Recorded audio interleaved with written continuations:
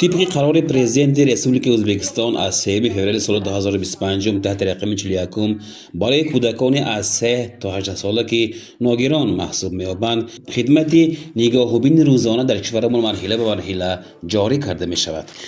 در دوره اجرای این قرار در مؤسسه تحصیلات تا مکتبی رقم 4 ناحیه سوخ مشورت برگزار گردید. در آن وکلان گروه ترغیباتی ریاست‌جمهوری و ولایتی اینچنین کارمندان ساحه پدر و مادران اشتراک کردند. در تدبیر دایر به مقصد و وظیفه‌های خدمتی مذکور معلومات‌ها داده شدند. عین حال این نظام در ناحیه رشته‌ان در اصل لایحه دست‌های پرمهر یا خود مهرلی قلر سمرانات عمل میکنه و اساساً این ساختار در اساس مکانیزم شریکی دولتی و خصوصی به عمل برآورده می شود. تدبیرکار سپیدم سالی و که این خدمات را در رشته‌ان تشکیل کرده است درباره طرز کار مرکز معلومات ها داد و عاید فعالیت ساختار ویدیو نوارها نیز نمایش داده شد.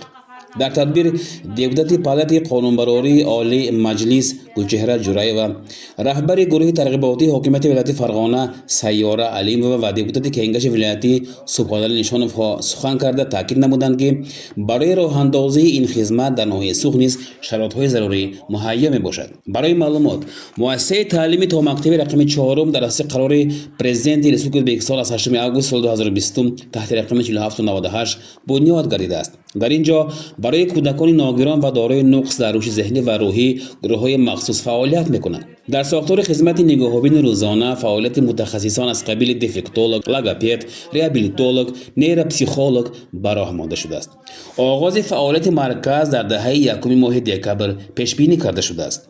والدانی که می‌خواهند از خدمت بهره برند می‌توانند توسط کارمندان اجتماعی محله مراجعت نمایند. رویخط کودکان از جانب متخصصان مرکزی انسان ترتیب داده می شود. Muhtaram Prezidentimizning 41-sonli qarori bilan kunduzgi parvarishlash xizmatini So'x tumanida ham tashkillayapmiz.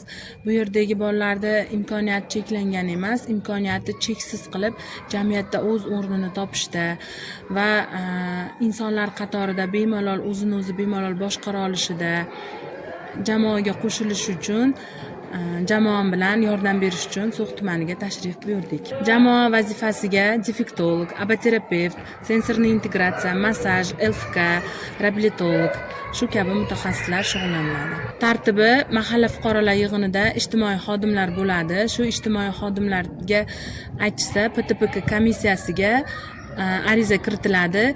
Ya'ni komissiyani So'x tumanida tashkil qilmoqchimiz. Xulosa olmagan bolalar bilan bizda soatli mashg'ulotlar ham, misol uchun 1 soat apoterapevtga, defektologga kelib ketishini mutaxassislarimiz o'zlari belgilab berishadi. دولت چهاره‌بینی مهمانان و اشتراکداران از شرایط‌های در مؤسسه برای بچگان ناگران فراهم آورده دیدن کردند. در اینجا برای نگاهبین و برقرار کردن سلامتی بچگان تمام شرایط‌های ضروری فراهم آورده شده است.